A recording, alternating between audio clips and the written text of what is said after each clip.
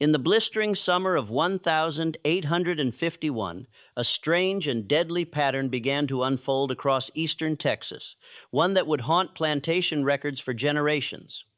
Within just 18 months, 7 slave owners across 3 counties from Harrison to Cherokee were dead. Each had purchased the same man. Each died within weeks of that purchase.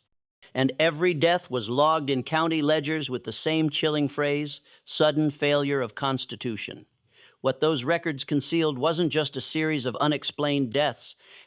It was a truth so disturbing that it stayed locked in courthouse basements long after the buildings themselves had fallen to ruin. The man at the center of it all never used a blade, never mixed poison, never left a mark anyone could trace, yet one by one, his owners perished as if the very act of claiming him carried a curse. He became the one thing the plantation system could never control, a slave who could not be owned. Before we continue with the story of Samuel Kincaid, the only enslaved man known to pass through 7 plantations and leave 7 widows behind, I want you to do one thing for me. Hit that subscribe button right now, because this channel dives into the forgotten corners of American history, the parts your textbooks were too afraid to print.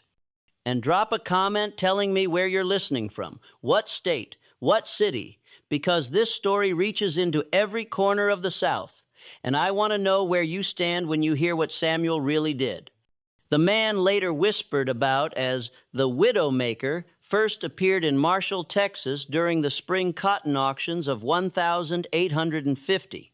His origins were already blurred in the paperwork: 3 different birth states, 4 different ages, and not a single verifiable truth among them. Marshall at the time was the beating heart of the Cotton Empire, a town both rich and restless. It was the county seat of Harrison County, the last major stop before the Louisiana border, where bales of cotton, timber, and human lives flowed toward the markets of New Orleans. By 1850, the town had grown fat on its profits. Brick courthouses replaced wooden shacks, and white-columned mansions spread across the piney woods like shrines to King Cotton.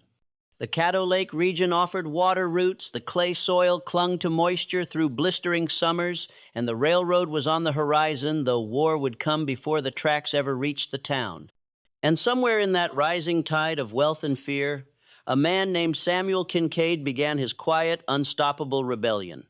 The white population of Marshall numbered around 2,000, with another 3,000 enslaved people working the surrounding plantations. The social structure operated with the rigid precision of a church hierarchy. Old Texas families who'd fought in the Revolution at the top, then Georgia and Carolina transplants who'd brought their slaves and their cotton knowledge, then land, speculators, and overseers, then poor whites who owned nothing but their skin color, and finally the enslaved who legally owned nothing at all. Into this world stepped Thomas Caffrey, a second-generation plantation owner whose father had claimed 600 acres during the Mexican period. Caffrey operated what locals called a moderate establishment. 32 enslaved people working 300 acres of cotton with timber sales supplementing the income during lean years. He had a reputation as a practical man, neither notably cruel nor notably kind. The sort of owner who calculated profits down to the penny and viewed his labor force with the same emotional investment he gave his mules. Caffey's wife had died of fever 2 years prior, leaving him with a 9-year-old daughter named Catherine and a household that reflected the particular disorder of widowhood. He kept a tight budget, avoided the gambling and drinking that ruined other planters, and attended the Methodist Church with the regularity of a man who believed God rewarded discipline with prosperity. On April 14th, 1850, Caffrey rode into Marshall with $600 in banknotes, intent on purchasing 2 field hands to replace workers he'd sold the previous autumn to cover debts from a poor harvest. The auction took place in the lot behind the Harrison County Courthouse, where a temporary platform served as the selling block, and buyers examined merchandise with the practiced eyes of men who'd been evaluating human bodies since childhood. Samuel Kincaid was lot number 7. The auctioneer's description noted him as male Negro, approximately 28 years of age, field trained, no distinguishing marks or defects, papers showing clean title from New Orleans dealer. What the papers didn't show, because the New Orleans dealer had carefully omitted it, was that Samuel had been sold 4 times in the previous 2 years, each time after his owner had died unexpectedly. Thomas Caffrey paid $420 for Samuel, a moderate price that reflected neither premium, quality, nor suspect goods. The bill of sale was signed, witnessed, and recorded in the county ledger, with the same bureaucratic efficiency that documented every commercial transaction in Marshall. Samuel walked off the platform and followed his new owner to a wagon already loaded with supplies, showing neither resistance nor visible emotion. The ride to the Caffrey plantation took 3 hours, following roads that turned from packed dirt to rooted trail as they moved deeper into the piney woods. Caffrey spoke little, offering only basic information about work expectations and the layout of the quarters. Samuel responded when addressed, using the verbal patterns expected of him, keeping his eyes appropriately lowered. What Thomas Caffrey didn't notice, what perhaps no white man could notice because the social order required them not to see it, was the way Samuel studied everything: the distance between the main house and the quarters, the location of the overseer's cabin, the rhythm of the plantation's daily routine, the relationships between the other enslaved people, the places where authority was enforced, and the places where it merely assumed compliance. Samuel was assigned a cabin shared with 2 other field hands, given a blanket and a weekly ration of cornmeal and salt pork, and put to work in the cotton fields the following morning. His behavior over the next 6 weeks gave no one cause for concern. He worked steadily without being exceptional, spoke rarely, caused no disturbances. The overseer, a man named Wallace Puit, who'd worked for the Caffrey since before Thomas inherited the land, marked him down in his records as satisfactory but not notable. The other enslaved people, however, noticed something the white men missed. Samuel asked questions, not the dangerous questions that challenged authority, but the careful questions that mapped relationships and routines. He learned who was favored, who was punished, who had tried to run, who had been broken by the prey system. He learned that Caffrey suffered from headaches that left him bedridden for days, that he took lardum for the pain, that his daughter mixed his medicine and managed much of the household in his invalid hours. He learned that the Caffrey plantation operated on credit extended by Marshall merchants, that the previous year's harvest had barely covered debts, that Thomas Caffrey was a man walking a financial tightrope who couldn't afford another bad season. On the night of June 2nd, 1850, Thomas Caffrey retired to his bedroom, complaining of one of his recurring headaches. His daughter, Catherine, brought him his usual dose of laudanum, dissolved in water, as she'd done hundreds of times before. He drank it, dismissed her, and settled into his bed to wait for the medicine to take effect. By morning, Thomas Caffrey was dead. The discovery came at first light when Catherine knocked on her father's door to bring him breakfast and received no answer. The door was unlocked. It was always unlocked because who needed to lock doors in their own house, protected by their own property? She found him in his bed, lying on his back with his eyes half open, his body already cooling in the morning air that carried the scent of pine resin through open windows. Catherine's scream brought the house servants running, and within minutes, Wallace Puit was dispatching a rider to Marshall to fetch Dr. Ambrose Whitfield, the only trained physician within 20 meters. The doctor arrived 3 hours later, riding hard enough to lather his horse, and conducted an examination that would be recorded in his personal journal with unusual detail. Patient discovered in state of rigor mortis approximately 6 to 8 hours post-mortem. Whitfield wrote, "No evidence of violence to the body, no unusual discoloration of the skin, no odor suggesting poisoning by common substances, pupils fixed and dilated. Expression suggests neither pain nor fear, but rather the peaceful aspect of one who died in sleep. Upon questioning the daughter, learned that deceased had consumed his usual evening dose of laudanum for chronic head pain. Empty medicine glass found on bedside table unwashed. Cause of death appears to be sudden failure of heart or respiration. Possibly triggered by apoplexy or some sudden internal rupture given patient's history of chronic head pain, suspect underlying condition finally proved fatal. It was a perfectly reasonable conclusion for 1,850 medicine which understood little about sudden cardiac events and even less about the subtle ways a human body could be induced to stop functioning. Dr.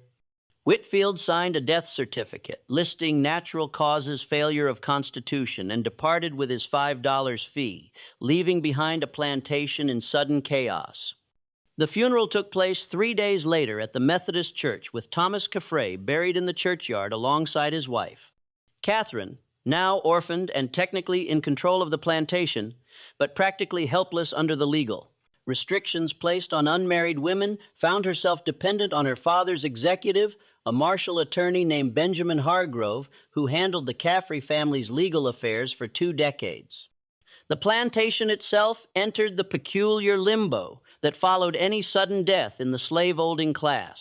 Work continued because it had to continue. Cotton doesn't care about funerals, but the authority structure had decapitated itself. Wallace Pitt maintained day-to-day operations, but he lacked the authority to make financial decisions or purchase supplies. Catherine could give orders to the household slaves, but the field operations remained beyond her proper sphere. Attorney Harroway visited twice weekly, reviewing accounts and expenses, gradually coming to the conclusion that every creditor in Marshall had already reached. The Caffrey plantation was insolvent. 2 months after Thomas Caffrey's death, his estate was liquidated at auction.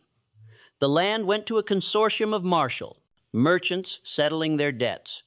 The household furniture, the farm equipment, the livestock, all sold, and 32 human beings stood on the courthouse auction block again, including Samuel Kincaid, who'd been on the Caffrey plantation for exactly 11 weeks. The second buyer was named Robert Chandler. Chandler owned a larger operation than Caffrey, 800 acres with 67 enslaved people, a 2-story house with imported furniture, and ambitions that matched his income. He'd come to Texas from Alabama in 1847, bringing his slaves and his agricultural knowledge, and he'd prospered enough to start giving his opinions weight in county politics. He was 42 years old, married with 3 children, a deacon at the Baptist church, and a man who believed that slavery was not merely profitable, but morally ordained by Scripture. He paid $380 for Samuel, $40 less than Caffrey had paid, because estate sales always went cheaper than market auctions, and transported him to a plantation that operated with military precision. Chandler ran what he called a rational system with detailed record-keeping, scheduled punishments for infractions, and a belief that enslaved people would be productive if managed with consistent discipline. He was neither sadist nor reformer, but rather a man who'd read the agricultural journals and believed efficiency could be achieved through proper management. Samuel arrived at the Chandler plantation on August 15th, 1850, and was assigned to a work gang under an enslaver named Martin Yates, a man who'd been born into slavery himself before being granted freedom in his owner's will, and who now served the system that had once owned him.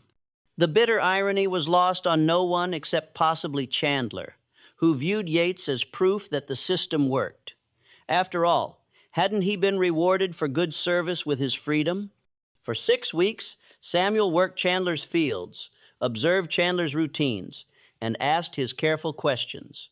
He learned that Chandler suffered from recurrent digestive complaints that he treated with calam, mercury chloride, purchased from the same doctor who'd examined Thomas Caffrey's body. He learned that Chandler kept detailed ledgers of every expense and every income. Ledgers that showed the plantation was profitable but leveraged with substantial debts to New Orleans cotton factors. He learned that Chandler had a habit of personally inspecting the quarters every Sunday after church, checking for contraband, stolen goods, or any evidence of resistance to his authority.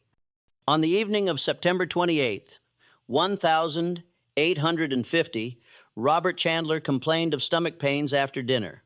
His wife brought him a dose of his usual calomel medicine, prepared exactly as she'd prepared it dozens of times before. He took it, retired to his study to review his plantation ledgers, and was found 4 hours later slumped over his desk, his skin showing the gray pallor that his wife would describe as looking like he'd been drained of blood. Dr. Whitfield was summoned again, conducting another examination that would appear in his journal with slightly more concern than his previous entry. Patient discovered deceased at desk. Approximate time of death 2 to 3 hours before discovery. Skin shows unusual pallor and slight jaundice of the eyes, suggesting possible liver dysfunction. Known history of digestive complaints and regular use of calomel for treatment, stomach contents expelled before death. Visible in basin near desk. Death appears consistent with sudden organ failure, possibly related to chronic digestive condition. Mercury poisoning considered but dismissed as patient had been taking calomel for years without incident. Cause of death recorded as failure of constitution aggravated by chronic digestive disorder. The funeral took place at the Baptist church, where Chandler had been a deacon. The estate went into probate, and 6 weeks later the Chandler plantation was liquidated at auction with Samuel Kincaid once again standing on the courthouse block, now carrying the peculiar distinction of being sold from 2 consecutive estates. The whispers started then. Quiet conversations between slaves at different plantations passed along the invisible communication network that connected every enslaved community in the county. Samuel Kincaid had been on 2 plantations. Both owners had died of natural causes within weeks of his arrival. It might mean nothing. It probably meant nothing, but people were starting to notice. The third buyer was named Daniel Hartford, and with his purchase, the pattern became undeniable. Daniel Hartford operated differently than his predecessors. A North Carolina transplant who'd arrived in Texas during the Republic period. Hartford ran what he called a Christian plantation, which meant he held prayer services for his slaves every Sunday, forbade work on the Sabbath, and believed that slavery was a sacred trust that carried obligations of care. He didn't beat his slaves, he had his overseer do it, because discipline was necessary but shouldn't be administered in anger. He didn't separate families unless economic necessity required it. He provided adequate food and clothing, by which he meant the bare minimum to maintain working efficiency. Hartford's piety didn't extend to his business practices. He owned 93 human beings across 1,000 acres, operated a cotton gin that processed crops for smaller plantations, and extended credit to neighboring farmers at interest rates that would make a Montgomery Street banker proud. He attended church 3 times weekly, quoted scripture in casual conversation, and genuinely believed he was one of God's elect, destined for salvation while performing his earthly duty of managing the inferior races. When Hartford purchased Samuel Kincaid for $350 on November 12th, 1850, he'd heard the rumors. 2 previous owners, both dead, but Hartford believed in providence, not superstition. If God had chosen to call those men home, who was he to question divine will? Besides, the price was good. The slave appeared healthy and capable, and Hartford had never been a man to let gossip influence sound business decisions. Samuel arrived at the Hartford plantation and was assigned to the cotton gin operation, work that required more skill than field labor and brought him into closer proximity to the plantation's commercial operations. He worked alongside 15 other enslaved people who operated the machinery, processed the raw cotton, and loaded bales for transport to the Marshall Shipping Depot. Hartford himself spent 3 days each week at the gin supervising operations and meeting with the small farmers who brought their crops for processing. He was a visible presence, a man who believed that personal oversight prevented theft and inefficiency. He also believed in setting an example of proper Christian behavior, which meant he didn't drink, didn't gamble, didn't consort with women other than his wife, and maintained what he considered a clean household.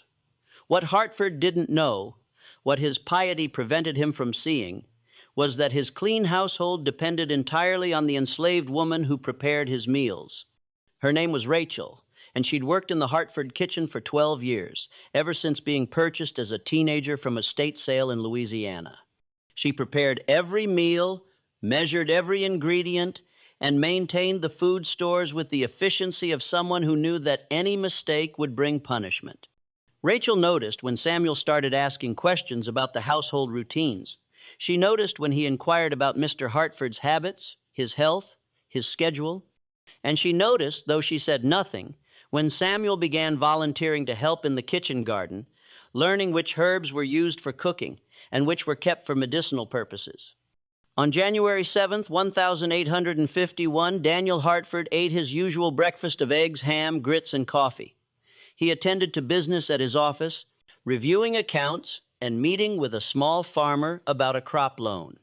He ate his usual lunch of cold meat and bread, and at approximately 3:00 the afternoon, while discussing a cotton shipment with his overseer, he collapsed. The overseer's description given later to Dr. Whitfield noted that Hartford had seemed fine one moment and then suddenly couldn't catch his breath. His face turned red, then purple. He clutched at his chest, gasped something that might have been a prayer, and fell to the ground. By the time they carried him to the house and summoned the doctor, Daniel Hartford was dead, his face still showing the purple discoloration that suggested he'd suffocated while his heart continued beating. Dr. Whitfield's journal entry for that day shows the first real concern. Third patient in 8 months, all plantation owners, all sudden deaths with no clear cause. Hartford showed signs of acute respiratory failure, possibly cardiac in origin. But the sudden onset and rapid progression suggests something more than natural disease. Patient had no history of heart trouble, no recent illness, no explanation for sudden collapse. Examined food stores and found nothing suspicious. Questioned kitchen staff and received no useful information. Cannot shake feeling that something is wrong here but cannot identify what. Cause of death recorded as failure of constitution, sudden origin. The funeral took place at Hartford's church, where his fellow deacons eulogized him as a man taken too soon by God's mysterious plan. His widow was left with 3 children under the age of 10 and a plantation she couldn't legally operate. The estate entered probate, and Samuel Kincaid was sold again, this time to a buyer who'd specifically sought him out. His name was James Whitlock, and he didn't believe in coincidence. Whitlock was different from the previous buyers. 10 years younger, Texas-born, educated at a military academy in Virginia. He'd returned home to build his own, a plantation through calculated risk and careful management. He owned fewer slaves than Hartford, only 42. But he ran his operation with the precision of a former soldier, keeping detailed records of every aspect of plantation life, including the health, behavior, and productivity of every person he owned. When Whitlock heard that the Hartford estate was liquidating, he made inquiries. When he learned that Samuel Kincaid was being sold from his 3rd consecutive estate, he became interested. When he discovered that all 3 previous owners had died of natural causes within weeks of purchasing Samuel, he became fascinated. On February 3rd, 1851, James Whitlock paid $275 for Samuel Kincaid, a notably low price that reflected the growing whispers about bad luck, and transported him to a plantation that operated under what Whitlock called strict observation. Samuel was given his own cabin, isolated from the other enslaved people. His food was prepared separately and delivered by Whitlock's personal servant.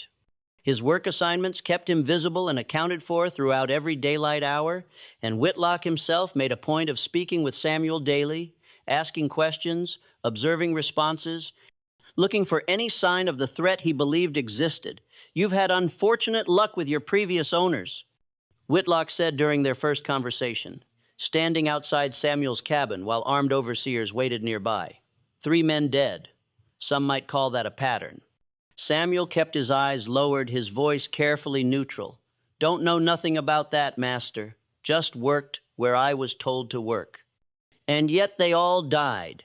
Caffrey, Chandler, Hartford, all within weeks of purchasing you, all of sudden illness that the doctor couldn't explain. Whitlock paused, studying Samuel's face for any reaction. "You know what I think? I think you're either the unluckiest slave in Texas or the most dangerous. Just trying to do my work, master. Don't want no trouble. Good, because I'm watching you, Samuel. Every hour of every day, you're being watched. If you sneeze wrong, I'll know about it. If you so much as look at someone sideways, I'll know. And if anything happens to me. Whitlock leaned closer, his voice dropping to barely above a whisper. If anything happens to me, they won't wait for a trial. They'll hang you from the nearest tree and ask questions later. Do you understand? Yes, master. Whitlock straightened, satisfied that he'd made his point. He'd put the slave on notice, established his authority, and created a surveillance system that would catch any suspicious behavior. It was a rational approach to an irrational problem. The sort of military thinking that had served him well at the academy. It didn't save his life. For 11 weeks, Samuel worked under constant observation. He performed his assigned tasks: carpentry work on a new barn, repairs to the slave quarters, general maintenance around the plantation. He ate food prepared separately from the general kitchen. He slept alone in his cabin with an overseer posted outside. He gave Whitlock no reason for complaint and no evidence of wrongdoing. But Whitlock himself began to change. The stress of constant vigilance wore at him. He slept poorly, started at unexpected sounds, found himself checking and rechecking his food before eating.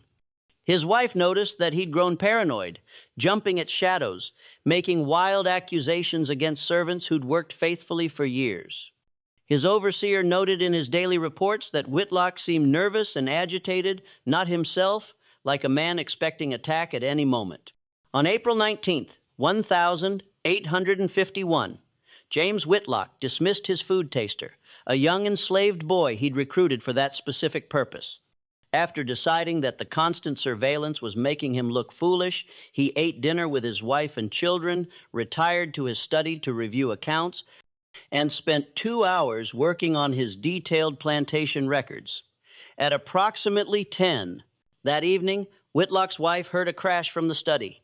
She found her husband on the floor convulsing, his eyes rolled back in his head, foam at his mouth. He died before she could summon help. His body still twitching with what the doctor would later describe as symptoms consistent with epileptic seizure or possible poisoning. Though patient had no history of seizures and no evidence of poison could be identified. Dr. Whitfield's journal entry that night marks a turning point. 4th death in less than 1 year, all connected to the same enslaved man. This cannot be coincidence. This cannot be natural disease. Something is happening here that I cannot explain through medicine. Have examined the body, found no evidence of poison or violence, have questioned all household staff, discovered nothing suspicious. And yet the patient is dead, and Samuel Kincaid remains alive and apparently healthy. I no longer know what I'm looking at. I no longer know if I'm seeing murder or some curse. I don't understand. All I know is that recommending legal action against a slave without evidence would be professional suicide, and yet doing nothing seems equally impossible. Have recorded cause of death as sudden seizure of unknown origin. May God forgive me if I'm wrong. The estate was liquidated, Samuel was sold again, and the whispers that had started as quiet speculation became open talk throughout the slave communities of 3 counties. Samuel Kincaid could not be owned. Samuel Kincaid killed his masters without touching them. Samuel Kincaid was death itself, walking through the plantation system like divine vengeance disguised as property. The 5th buyer was a man named George Puitt. No relation to Wallace Puitt, the Caffrey overseer, who bought Samuel for $150 despite the warnings, despite the pattern, despite everyone telling him he was buying his own death. Puitt was either brave or stupid, or so deep in debt that he didn't care, needing cheap labor regardless of the cost. He lasted 6 weeks before dying of what Dr. Whitfield recorded as acute respiratory distress following sudden onset of symptoms consistent with pneumonia. Though patient showed no signs of illness prior to collapse.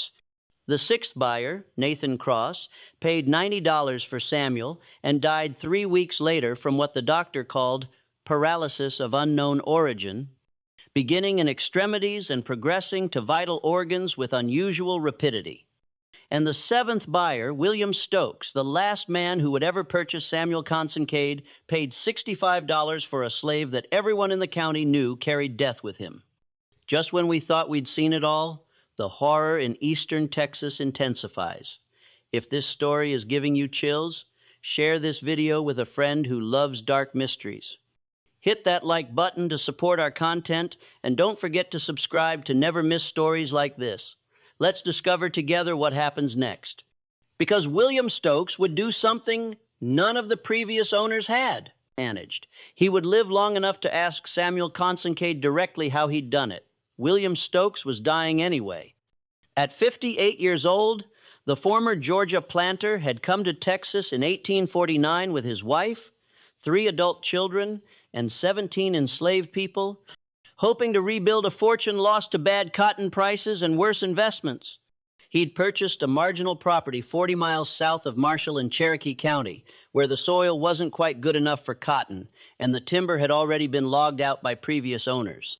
He'd struggled through 2 years of inadequate harvests, watched his children abandon him for better prospects in New Orleans, and seen his wife waste away from consumption until she died in the spring of 1851. By August of that year, when he heard about a slave being sold cheap in Marshall because of rumors nobody sensible believed, William Stokes knew he had maybe 6 months before the creditors foreclosed on his worthless land. He knew his own body was failing, the cough that wouldn't quit, the weight he couldn't keep on, the exhaustion that made every day feel like climbing a mountain. He knew he was going to die on his worthless land alone, having failed at everything that mattered. So when the auctioneer in Marshall offered him a healthy field hand for $65, less than a quarter the normal price, William Stokes bought Samuel Consincade, took him back to Cherokee County, and did something none of the previous owners had considered. He asked questions, not the threatening questions Whitlock had asked, not the suspicious interrogations that assumed guilt. Instead, on their 3rd evening together, sitting on the porch of a house that was falling apart around them, Stokes offered Samuel a cup of coffee. Real coffee, not the Corey substitute most slaves received, and spoke to him like a human being. "You've killed 6 men," Stokes said, his voice matter of fact, carrying no anger or accusation. "I know it. You know it. Every slave in 3 counties knows it. What I can't figure out is how." Samuel sat silent, the coffee cup in his hands, calculating whether this was another trap. "I'm dying anyway," Stokes continued, staring out at fields gone to weed. "Got maybe 6 months before the consumption takes me or the bank does. So I'm not afraid of you. I'm curious." He turned to look at Samuel directly. "How did you do it?" The silence stretched between them, filled with the sounds of cicadas and the distant howl of a dog. Then Samuel spoke, his voice shedding the dialect he'd carefully maintained for 18 months. "You really want to know? I really do. And if I tell you, you'll have me hanged." Stokes laughed, a wet sound that turned into a coughing fit. When he recovered, he shook his head. "Boy, I'll be dead before any trial could happen. And even if I wasn't, who's going to believe a dying man's confession? They'd say the consumption had rotted my brain." He took a sip of his coffee. "So tell me, how does a slave kill 6 owners without anyone catching him?" Samuel studied the old man's face, looking for the trap, the trick, the betrayal that his entire life had taught him to expect. He found only exhaustion and genuine curiosity from a man who had nothing left to lose.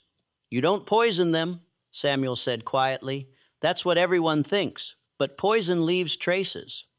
Doctor examines the body, finds evidence, you hang. You don't hurt them physically because that leaves marks. You don't steal because they check your cabin. You don't run because that admits guilt." He paused, choosing his words carefully. "What you do is make them afraid." "Afraid of what?" "Of you, of death, of the thing they think you might do." Samuel's voice carried a tone that hadn't been there before, something cold and analytical. "Thomas Caffrey had headaches. Everyone knew it. Took Lordenham every night. Same dose, same time. I didn't touch his medicine. I just asked questions, careful questions about his headaches, about his symptoms, about how bad they'd gotten. Asked the house servants. Asked the other field hands. Made sure those questions would get back to him, like I was studying him, learning about his weakness, and and he started thinking about dying. Started worrying that the next headache might be the one that killed him. Started examining every symptom, every pain, wondering if this was the beginning of the end. Samuel's eyes stayed fixed on something in the distance. He took his usual laudanum that night, but he also took extra because he was scared. Because the headache was worse than usual, because fear makes pain worse. Took enough to stop his heart in his sleep. Stokes absorbed this, his expression unreadable. You killed him with his own fear. I made him aware of what was already killing him. The laudanum addiction. The headaches that got worse every month. The dose he kept increasing because the pain kept growing. He would have died anyway, maybe in a year, maybe 2. I just made him die sooner on my schedule. Chandler, same principle, different method. He took calomel for his stomach, mercury medicine that was slowly poisoning him. Anyway, everyone takes it. Nobody thinks about what it does over time. I just made him aware of his symptoms, made him think about organ failure, made him scared enough to take extra doses when the pain got worse. Samuel's voice remained flat, clinical. Fear causes stress. Stress causes stomach problems. Stomach problems make you take more medicine. Medicine kills you. I just started the wheel spinning. Hartford. Hartford was harder. He didn't have an obvious weakness, didn't take medicine regularly, but he was pious, believed in God's judgment, believed in sin and punishment. So I let him see things that made him question his own righteousness, small things, a conversation he overheard about slaves discussing Judgment Day, a Bible verse left open in his office to passages about false prophets, questions asked about whether slavery was truly Christian, asked where he'd hear them, but never directly to him. Samuel paused, made him doubt himself, made him question his salvation, made him start seeing signs of God's displeasure everywhere. The stress triggered his heart, not poison, not violence, just fear eating him alive from inside. Stokes sat quietly processing what he was hearing. The others, Whitlock was easy. He was already paranoid. Just had to feed that paranoia, make him see threats everywhere, keep him in a constant state of alert until his body broke down from the stress. Puit and Cross were variations on the same theme. Find the weakness, make them conscious of it. Let their own fear do the work. Samuel finally turned to look at Stokes directly. Fear is the most powerful poison there is. It doesn't leave traces. It doesn't need a weapon. It just needs someone who's already sick, already dying, already carrying the thing that will kill them. All you have to do is make them see it. The silence that followed was broken only by Stokes's ragged breathing. Finally, the old man nodded slowly. You're not a murderer, he said. You're something worse. You're a mirror. You show men what's already killing them and let them finish the job themselves. I'm a slave who refuses to be owned, Samuel replied. That's all I've ever been. And now you're here on my worthless land, waiting for me to die of consumption so you can be sold again. Stokes laughed again. That wet, terrible sound. Except I'm not going to die that way. Samuel's expression didn't change, but something shifted in the air between them. I'm going to free you, Stokes said. Tomorrow I'm going to take you to Jefferson, get the papers drawn up, manumit you legally, let you walk out of here a free man before I die and my creditors seize every asset I own. He stood up, joints cracking, supporting himself on the porch railing. You want to know why? Because what you did, it's the most brilliant revenge I've ever heard. You turned the system against itself, used their own weapons, their own medicine, their own fears, and you made them kill themselves while looking guilty of nothing. They'll never let me stay free, Samuel said. Free black man in Texas with no papers proving how he got that way. They'll sell me back into slavery within a month. Then you go north, get to Mexico, get to a free state, get somewhere they can't touch you. Stokes turned to go inside, then paused. You know what the real horror is? It's not that you killed 6 men. It's that you proved slavery can't work, can't really own a man who's smarter than you, can't really control someone who understands your weakness better than you do. You're proof that the whole system is built on sand. He went inside, leaving Samuel on the porch with his coffee, and went to bed for the last time. William Stokes died 3 days later before he could make the trip to Jefferson to file manumission papers. He died of consumption exactly as expected, his body finally giving up after months of deterioration. His death was not mysterious, not suspicious, not anything but the natural progression of a disease that had been killing him since before he'd ever heard of Samuel Conan-Cade. But what happened next revealed something that the previous 7 deaths had obscured: the true scope of Samuel's plan and the reason he'd never attempted to escape despite multiple opportunities. When the Stokes estate was liquidated, a process that took less than a week, given how little value remained, the county sheriff discovered something unusual in the property records. William Stokes had drafted a will 3 days before his death, a document that left everything to his creditors except for one specific item. Samuel Conan-Cade was to be freed upon Stokes's death, with papers filed in Jefferson confirming his status as a free man of color. The problem was that Stokes had died before signing the document in front of witnesses. Under Texas law, an unsigned will carried no legal weight. Samuel remained property subject to seizure and sale like any other asset. The sheriff, a man named Douglas Kiemel, who'd served in that role since 1848, found himself facing a peculiar dilemma.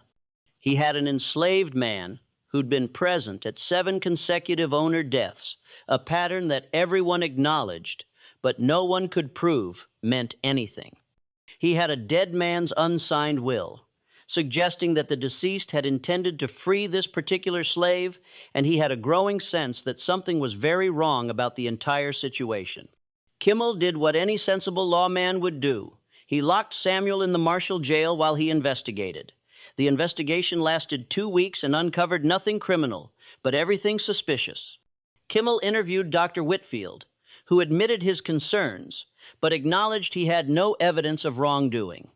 He interviewed the widows of the deceased men, who shared their suspicions, but could provide no proof. He interviewed the overseers, the other enslaved people, the merchants who done this business with the dead men. What emerged was a portrait of improbable coincidence stretched to its breaking point.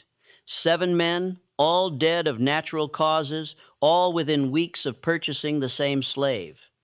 7 estates liquidated, 7 families disrupted, 7 fortunes scattered, and one man, Samuel Conan-Cade, who remained healthy and apparently innocent of everything except being present when death called. The legal problem was simple. Texas law recognized no crime in what Samuel had done because Texas law couldn't prove he'd done anything. He'd raised no weapon, administered no poison, committed no violence. The fact that 7 men had died after purchasing him was, legally speaking, coincidence. Unfortunate, suspicious, but not criminal. The social problem was more complex. The white community of Harrison County found itself facing an uncomfortable truth. They had no mechanism to address a threat they couldn't prove existed. If Samuel was guilty, he was guilty of exploiting the very system designed to control him. If he was innocent, then 7 men had died of random chance so improbable that it defied statistical possibility. Either way, no one wanted to buy him. The auction held on September 15th, 1851, attracted exactly 3 bidders, all of them land speculators, hoping to resell him farther west, where his reputation hadn't spread. The winning bid was $42, less than the cost of a good mule, from a dealer named Thompson, who planned to transport him to San Antonio, where nobody knew his history. But on the morning Samuel was to be transferred, something unexpected happened that would seal his fate and reveal the final piece of his design. A delegation of enslaved people from 7 different plantations appeared at the Marshall Courthouse asking to speak with Sheriff Kimmel. It was unprecedented. Slaves approaching white authority directly, requesting an audience, acting as if they had rights to petition. The sheriff considered having them whipped for their presumption, but something in their manner suggested this was important enough to hear. What they told him changed everything. The delegation spokesman was a man named Daniel, who'd worked the Chandler plantation and had known Samuel during his brief time there. Daniel spoke carefully, choosing words that wouldn't implicate himself or others, but making clear that the enslaved community knew things the white community didn't. "Samuel Kincaid ain't killing nobody," Daniel said, his eyes properly lowered, his tone respectful. He ain't poisoning, he ain't hurting, he ain't doing nothing you could hang him for, but he's teaching. Teaching what? Kimmel asked. Teaching us how they dying anyway? Teaching us how to see what's already there, what's already killing them, the medicine they take, the food they eat, the stress they carry. Teaching us how to notice, how to ask questions, how to make them see what they already dying from. Daniel's voice remained steady, but there was something underneath it. Pride, maybe, or satisfaction. He ain't creating nothing new. He's just showing us what's always been there. Kimball absorbed this, understanding the implications. He's training other slaves to do what he does. He's teaching us to survive by knowing our owners better than they know themselves, teaching us to see their weaknesses, understand their fears, recognize what's killing them before they do. Daniel met the sheriff's eyes briefly before lowering his gaze again. We ain't criminals, Sheriff. We just paying attention to the men who own us. Ain't nothing illegal about that. The sheriff sat silent, realizing that the threat wasn't Samuel Conincade individually. It was what he represented and what he was spreading. The knowledge that enslaved people could study their owners, understand their vulnerabilities, and use that knowledge to survive longer than any individual owner lived. It wasn't murder. It was evolution within bondage. Kimmel made his decision that afternoon. He declared Samuel Conincade to be a threat to public order, based not on criminal evidence, but on the potential for slave rebellion through what he termed psychological manipulation. He ordered Samuel held in jail indefinitely without trial under authority granted to sheriffs for maintaining public safety. It was illegal, unconstitutional, and completely outside Kimmel's legitimate powers. It was also the only solution anyone could devise. Samuel Conincade spent the next 3 years in the Marshall jail, held without charge, without trial, without any legal proceeding whatsoever. The county paid for his upkeep through a special assessment that everyone understood was cheaper than letting him back into circulation. He was neither slave nor free, neither criminal nor innocent, but rather an anomaly that the system couldn't process through normal channels. And then the war came. The Civil War reached Marshall slowly, more as economic disruption than military threat. The town was too far from the major battlefields to see actual combat, but it felt the war's effects through conscription, inflation, and the gradual collapse of the plantation economy that had sustained it. Cotton prices rose, then crashed. Currency became worthless. The Confederate government requisitioned supplies, slaves, equipment, and in February 1863, with Union victories mounting and the Confederacy desperate for any advantage, someone in Richmond remembered a jail in Marshall, Texas, that held an unusual prisoner. The letter arrived via military courier addressed to Sheriff Kimmel, bearing the seal of the Confederate War Department. It requested, which meant ordered, the transfer of Samuel Conincade to Richmond for consultation on matters of military intelligence relating to enemy psychological operations. Kimmel understood the real meaning. The Confederacy wanted to know if Samuel's methods could be weaponized. If one man could eliminate 7 slave owners through psychological manipulation, could that technique be taught to Confederate agents operating behind Union lines? Could it be used against Union officers, Northern politicians, anyone the Confederacy needed eliminated without leaving evidence? The sheriff wrote back refusing the transfer, citing public safety concerns. Richmond replied with a direct order from the Secretary of War. Kimmel wrote again, this time detailing exactly what Samuel had done and why releasing him would be dangerous even to the Confederacy. Richmond's response arrived 3 weeks later. They didn't care about the details. They needed the weapon. On March 15th, 1863, Samuel Conincade was released from the Marshall jail into Confederate custody. He was transported east under military guard, carried by wagon and rail through a Confederacy already showing signs of collapse. By the time he reached Richmond in early April, Union forces were tightening their grip on the Mississippi River, and the Confederacy's days were clearly numbered. What happened in Richmond was never officially recorded, but pieces can be reconstructed from letters, diaries, and scattered references in Confederate documents.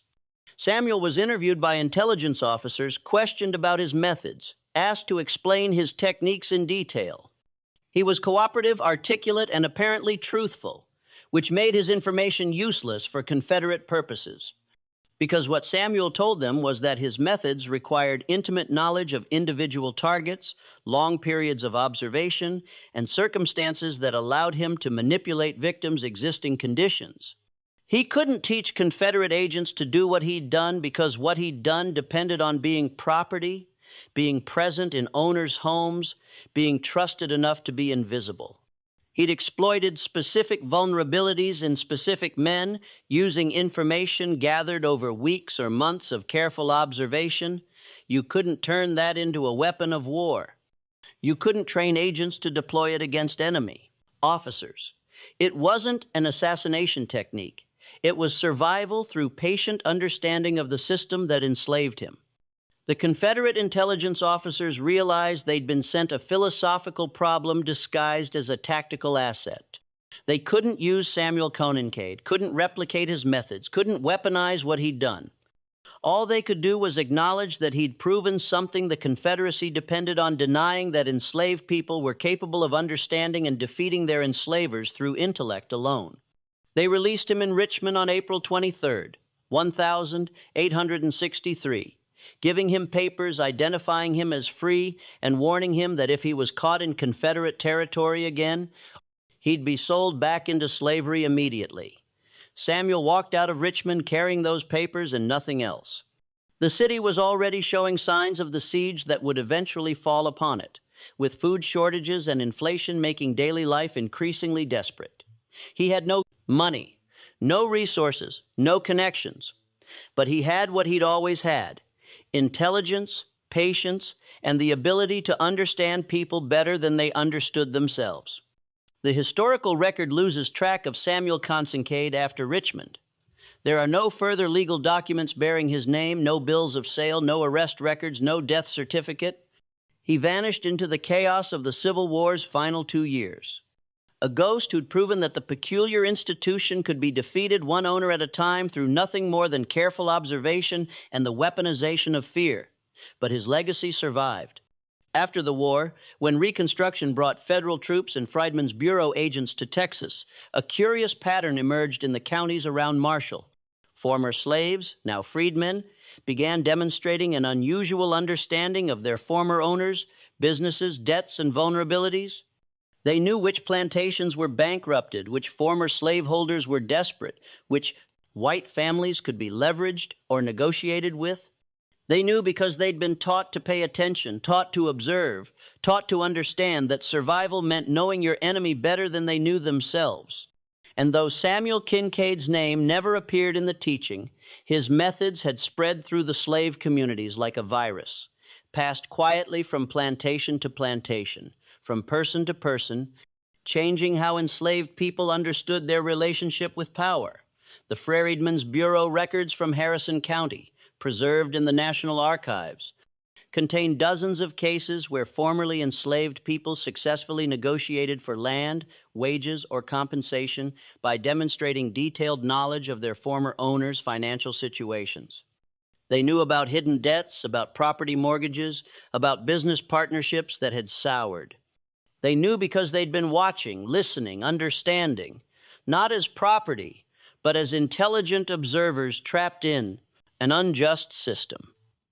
One particularly detailed case from 1866 involved a freedman named Isaac, who'd worked the Chandler plantation. When the former overseer tried to cheat him out of promised wages, Isaac produced a complete accounting of the plantation's finances for the previous 5 years, including crop yields, sales prices, and outstanding debts. He'd memorized it all, piece by piece, year by year, waiting for the moment when that knowledge would become useful.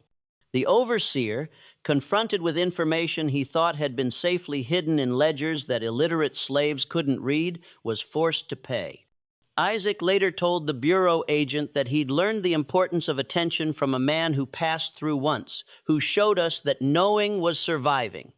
The white community of Marshall struggled to adapt to this new reality where their former property possessed intimate knowledge of their vulnerabilities. Some former slaveholders abandoned their land entirely, unable to negotiate with people who understood their desperation too well. Others adapted, recognizing that the freedmen they'd once owned were now partners in an economy that had collapsed and needed rebuilding. But all of them learned that the relationship between enslaved and enslaver had never been as one-sided as they'd believed.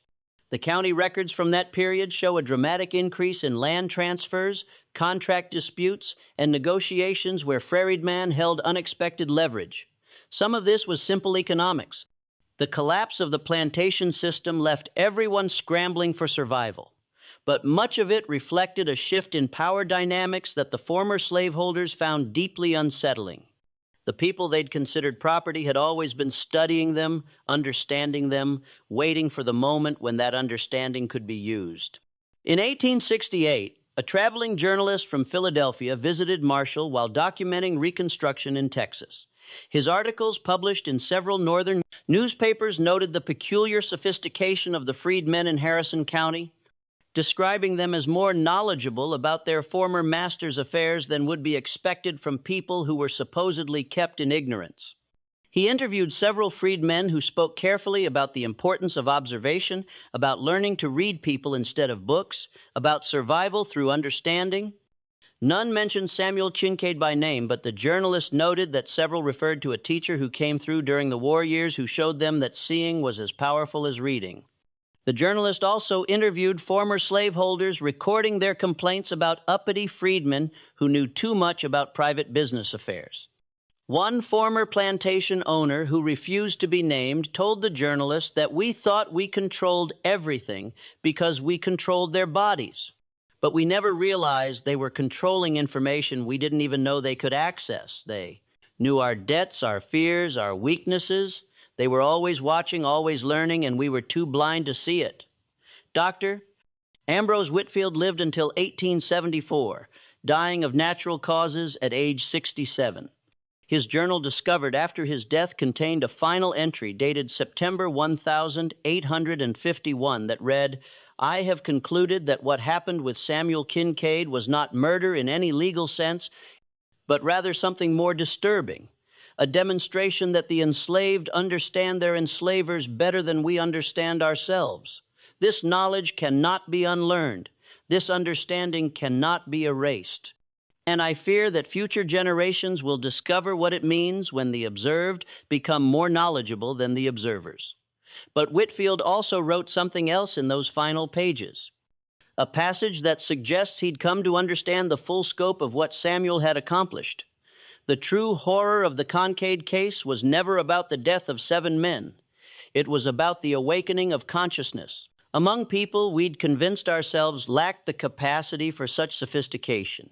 Every slave who learned to watch, to listen, to understand their owner's vulnerabilities, they all became potential threats to a system that depended entirely on assumed superiority. Samuel K. didn't just kill his owners. He killed the illusion that slavery was sustainable in the presence of intelligent resistance, and that knowledge once spread can never be contained again. The 7 widows, those who survived the war and Reconstruction, lived to see slavery ended and their fortunes scattered. Some remarried, some moved away, some lived out their lives in reduced circumstances. None ever publicly acknowledged that their husbands might have been eliminated rather than simply unlucky. To do so would be to admit that the system they'd depended on was vulnerable in ways they'd never imagined. Catherine Caffrey, Thomas Caffrey's daughter, married a Union officer during Reconstruction and moved to Ohio, where she lived until 1889.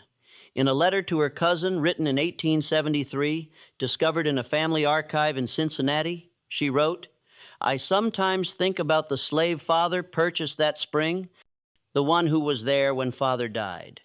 I've read enough now, learned enough about medicine and psychology to understand what might have happened. Father's laudanum addiction was killing him slowly. Perhaps that man simply made him aware of it. Perhaps he did nothing at all except exist as a reminder of mortality. I'll never know. But I think about it often about how we convinced ourselves we were superior while being so terribly vulnerably human. Sheriff Douglas Kimmel served until 1867, when he was removed from office during Reconstruction. He died in 1882, having spent his final years insisting that holding Samuel Kincaid without trial had been justified, necessary, and the only way to prevent what he called psychological rebellion. History has not been kind to his reasoning, but in his private papers donated to the Harrison County Historical Society in 1923 by his grandson, there's a letter written in 1870 that reveals his deeper understanding of what he'd witnessed. I held that man in jail for 3 years without charge because I couldn't prove he'd committed a crime. But I knew he'd destroyed the fundamental assumption our society rested upon, that we were smarter, more capable, more deserving of power than the people we enslaved. He proved that wrong simply by existing and surviving, and the knowledge of his survival, the story of what he'd done, spread like wildfire through every slave quarter in the county. I couldn't stop that. No one could. The moment word got out that a slave had beaten the system 7 times, the system itself became vulnerable. The courthouse in Marshall still stands, renovated and repurposed. The auction block long since removed. The surviving ledgers that document Samuel Kincaid's sales still exist, brittle pages that tell a story no monument ever will.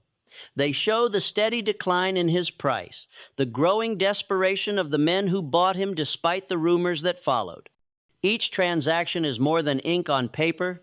It's evidence of a system built on arrogance, one that believed human beings could be property, that intellect could be owned, that obedience was natural law. Samuel Kincaid shattered every one of those illusions, not through rebellion, not through bloodshed, but through understanding. He proved that the most dangerous weapon an enslaved person could wield was knowledge. Knowledge of medicine, of the mind, and of the hidden fears that ruled the men who claimed to rule others. Whether Samuel survived the war and vanished into the North, whether he died in the chaos of Richmond's final siege, or whether he lived out his days under a new name somewhere beyond the reach of record books, none of that truly matters. What endures is what he revealed. He showed that slavery contained within itself the seeds of its own destruction, that every act of ownership opened a door for the owned to study, to understand, and to turn that knowledge into quiet power. Fear, Samuel proved, was a poison that needed no vial and left no trace. 7 men bought Samuel Kincaid. 7 men died. Not because he murdered them, but because he made them see what was already killing them and let their own fear finish the work. This story reminds us that the most terrifying weapon isn't always the one you can see. Sometimes it's the understanding carried in silence by those you've underestimated. So what do you think? Was everything truly revealed? Or did Samuel survive the war to pass his knowledge to others during Reconstruction? Leave your thoughts below. And if you want more forgotten stories and historical horrors like this one, subscribe, hit that notification bell, and share this video with someone who loves a mystery that lingers long after it ends. See you in the next story.